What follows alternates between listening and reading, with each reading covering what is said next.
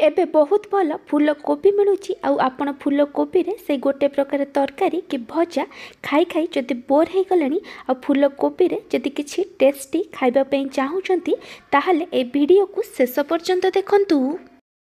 मु आज फूलकोबी रे दीटा नुआ प्रकार स्नैक्स बनैबी। मु फूलकोबी बरा आ फूलकोबी पकोड़ा बनैबी। जदि आपण संध्या बेले किछि स्नैक्स खाइबा को चाहूचंती कि आपण को घर को के गेस्ट आसीचंती ताहले आपण ए दी प्रकार स्नैक्स को मात्र 10 मिनिट भितर प्रस्तुत करि परिबे।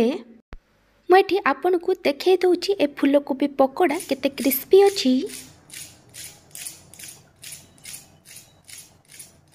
मैं पकोड़ा को बिना बेसन रे बनैबी आउ फूलकोबी बरा को आमे बिना बिरी बिना सुजी रे बनैबा। ए बरा ऊपर क्रिस्पी आ भितर सॉफ्ट बनिबो। नमस्कार, ट्विंकल किचन को आपण मानकु स्वागत। फूलकोबी बरा पई मैं एठी गोटे मीडियम साइज फूलकोबी रो पाखुड़ा गुडा को अलग करके नहीं जाइछि। फूलकोबी रो क्वांटिटी आपण आपण को हिसाब रे कम बेसी करि परिबे। मैं एठी फूलकोबी को भलो भाबे धोई कि नहीं जाइछि। मुझे गोटे ग्रेटर नहीं, ग्रेटर मीडियम पटे आम फूलकोबी को भल भाव ग्रेट करके नहीं जावा। आपण पाखे जदि चपर थी आप चपर रे भी फूलकोबी को काटिकी नहीं पारे। मुझे सब फूलकोबी को ग्रेट करके नहीं जाइए। एबे आम गोटे बड़ बाउल नबा आ एथिरे ग्रेट कर रखिथिबा सब फूलकोबी को देइदबा। तापरे मु एथिरे गोटे बड़ पियाज आ दीटा कंचा लंका को छोट छोट करी काटिकी देइछि। आपन को जेतिकी राग दरकार से अनुसार कंचा लंका नेबे। तापरे मु एथिरे गोटे छोट चामच अदा रसुण बटा देइछि।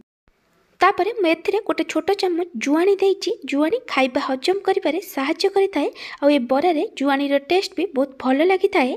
तापरे मु एथिरे लंका गुंड देइछि आ 1/4 टेबलस्पून हळदी गुंड देइछि। आपन को जेतिकी राग दरकार से अनुसार लंका गुंड पकेइबे। हळदी गुंड एठी ऑप्शनल अछि। तापरे मु एथिरे गोटे छोट चामच गोटा जीरा पकेइछि। तापरे आम एथिरे गोटे छोट चामच गरम मसला गुंड पकेइबा और स्वाद अनुसार लूण पकेइबा। तापरे आम सबू को भल भाबे मिक्स करदबा। गोटे भल कलर दवा पई एथिरे हळदी गुंड पकेइछि। आपण चाहिले न पकेइ पारंती। सबू को भल भाबे मिक्स कला परे मैं एथिरे बाइंडिंग पई गोटे कप बेसन और आधा कप चाउल गुंड देइछि। आपण चाहिले चाउल गुंड न पकेइ पारंती। आपण आगु खाली बेसन रे भी बनै परिबे, किंतु चाउल गुंड पकेबा द्वारा बरा आपणकर टिके क्रिस्पी बनिबो। एथिरे बिल्कुल भी पानी देबेनी। आमे एथिरे लूण देइचे फूलकोबी रु पानी बाहरिबो और सब भल भाबे मिक्स होई जिवो। सब को भल भाबे मिक्स कला परे बरार मिक्सर एठी टिके पतला लागुतला, सेथि पई मैं एथिरे आ आधा कप चाउल गुंड देइछि। आ जागा रे आपण बेसन देइ परिबे। मिक्सर एटी रेडी हो जाइए। जदि आपन को मिक्सर टे पतला लगुथिबो ताले आपन एथिरे आ अधिक बेसन कि चाउल गुंड मिक्स करि परिबे। बरा बनया पूर्व आपन हाथ रे टिके तेल लगाई देबे। एहा द्वारा आपन को हाथ रे जो फूलकोबी रो मिक्सर लागिबोनी। आपन को जो साइज रो बरा बनेबार अछि सेतिकी मिक्सर नेबे। तापर हाथ रे टिके फ्लैट करी मझिरे एमती कणा करि दबा। बरा रे जेमती कणा थाए। मैं गोटे बरा बनई देइछि। एमती भाबे आम बाकी सब बरा को भी बनई दबा। मैं आपण को आउ गोटे बरा बनई कि देखे दउछि। ए बरा को आपण बेसी मोटा बनैबेनी। एबे आम ए बरा को छाणीबा। सेथि पई मैं कड़ाई रे किछि तेल देई गरम होबा को रखिथिली। तेल भल भाबे गरम हला परे आम एथिरे गोटे गोटे करी बरा को देई दबा। आपण को कड़ाई रे जेतिकिटा बरा जागा हबो सेतिकिटा बरा देबे। बरा को प्रथम हाई फ्लेम रे गोटे रु 2 मिनिट पर्यंत फ्राई करिवे। तापरे ताकू लेउटेबे। बरा को सांगे सांगे लेउटेबेनी, नहले बरा भांगी जिवो। गोटे रु 2 मिनिट पर आमे बरा को लेउटे लेउटे मीडियम फ्लेम रे भल भाबे लाइट गोल्डन ब्राउन कलर हबा पर्यंत फ्राई करिबा। आपण बरा को मीडियम फ्लेम रे फ्राई करिवे। बेसी हाई फ्लेम रे फ्राई करिवेनी, नहले फूलकोबी कंचा रहि जिवो। बरा एटी बढ़िया से लाइट गोल्डन ब्राउन कलर है फ्राए हो गलानी। एबे आम बरा को तेल रु छाणी दबा। बरा को तेल रु छाणिला परे आपण आकु गोटे किचन टाउल ले कि टिश्यू पेपर रे रखि देबे। एथिरे जो एक्स्ट्रा तेल अछि से किचन टाउल ले सोक करि जिवो। एमती भाबे आम बाकी सब बरा को भी बनै दबा। फूलकोबी पकोड़ा बनया पूर्व मु आपनकु गोटे छोट रिक्वेस्ट करुच्ची जदि आपनकु एही रेसिपी भल लागिबो ताले लाइक करिवे आपनक सांग मानक सहित शेयर करिवे जदि एपर्यंत मो चैनल को सब्सक्राइब करि नाहंती ताले सब्सक्राइब करबा को जमार भूलिबेनी पाखर था बेल आइकन ने ऑल नोटिफिकेशन ने क्लिक करिवे एहा तरह मो जो वीडियो आसीबो आपन प्रथमे देखि परिबे जदि फेसबुक कि इंस्टाग्राम में देखुछंती ताले फॉलो करबा को जमार भूलिबेनी। फूलकोबी पकोड़ा बनाया मुझे गोटे मीडियम साइज फूलकोबी को बेसी बड़ बड़ कि बेसी छोट छोट कर काटिकी नहीं फूलकोबीर क्वांटिटी आपण हिसाब रे कम बेसी करें। मुझे गोटे बड़ बाउल 2 ग्लास पानी दे गरम हवा को रखी एवं आम ए गोटे छोट चामच लुण पकईबा पानी टिके गरम हो गला परे आम एथिरे काटिकी रखिथिबा फूलकोबी को देदबा आ फूलकोबी को मीडियम फ्लेम रे 3 रु 4 मिनिट पर्यंत कुक करिबा जेमते फूलकोबी टिके सॉफ्ट हो जिवो। एठी 3 रु 4 मिनिट परे फूलकोबी एठी टिके ट्रांसपेरेंट हो गलानी एबे आम इंडक्शन बंद करि दबा आ फूलकोबी को पानी रु छाणी की गोटे प्लेट रे काढी दबा। आपण फूलकोबी को 40 रु 50% पर्यंत सिझेबे फूलकोबी को अधिक सिझेबेनी एबे आम फूलकोबी को भल भाबे ठंडा हवा को दबा।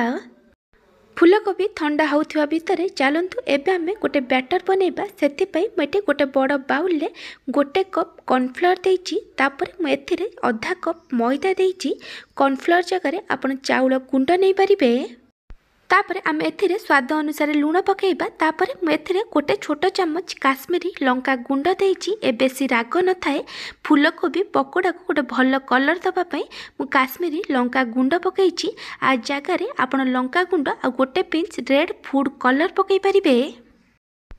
तापरे मु एथिरे गोटे छोट चम्मच चिकन मसला देइची आ जगह रे आपण किछि भी सब्जी मसला पकई परिबे। तापरे मु एथिरे आधा छोट चम्मच गरम मसला गुंड आ 2 छोट चम्मच अदा रसुण बटा देइची। तापरे आम एथिरे 2 छोट चम्मच टमाटो केचप आ चिली सॉस दबा आपनको जेतिकी राग दरकार से अनुसार चिली सॉस पकेइबे। एबे आम सबको भल भाव मिक्स करी एथिरे अल्प अल्प पानी दे गोटे बैटर बनैबा आपण बैटर को बेसी बहलिया कि बेसी पतला बनैबेनी सबको भल भाव मिक्स करिवे जेमती बैटर रे किछि भी लम्स रहिबनी। मैं सबको भल भाव मिक्स कर देइछि बैटर एठी रेडी हो जाइछि। बैटर रो कंसिस्टेंसी आपण एमती रखिबे। एबे आम एथिरे सिझेकी रखिथिबा फूलकोबी को देदबा फूलकोबी एटी बढ़िया से ठंडा हो जाइछि आ सबको भल भाव मिक्स करदबा जेमती बैटर फूलकोबी उपरे भल से कोट हो जिवो। एबे आम फूलकोबी को छाणीबा फूलकोबी को छाणीबा पई मैं कड़ाई रे किछि तेल दे गरम होबा को रखिथिली। तेल भल भाव गरम हो गला परे आम एथिरे गोटे गोटे करी फूलकोबी को देदबा आपनको कड़ाई रे जेतिकिटा फूलकोबी जगह हब सेतिकिटा फूलकोबी देबे। फूलकोबी को प्रथमे हाई फ्लेम रे 1 रु 2 मिनिट पर्यंत फ्राई करिवे।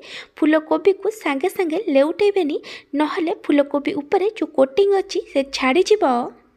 1 रु 2 मिनिट पर आम फूलकोबी को लेउटे लेउटे मीडियम फ्लेम रे फ्राई करिबा जेमते फूलकोबी लाइट गोल्डन ब्राउन कलर रे क्रिस्पी है फ्राई हो जिवो। आपण फूलकोबी को मीडियम फ्लेम रे फ्राई करिवे बेसी हाई फ्लेम रे फ्राई करिबेनी नहले फूलकोबी कंचा रहि जिवो। फूलकोबी eighty light golden brown colour रे फ्राई हो गलानी मु एथिरे किछि भृसंग पत्र दउची भृसंग पत्र दबा द्वारा ए फूलकोबी पकोड़ार टेस्ट बहुत भल आसीबो। एबे आमे सबको भल भाव मिक्स करी आ 20 रु 30 सेकेंड पर्यंत फ्राई करिबा। एटी 20 रु 30 सेकेंड हे गलानी ए फूलकोबी पकोड़ा एटी रेडी हो जाइछि। एबे आमे ए फूलकोबी पकोड़ा को तेल रु छाणी दबा।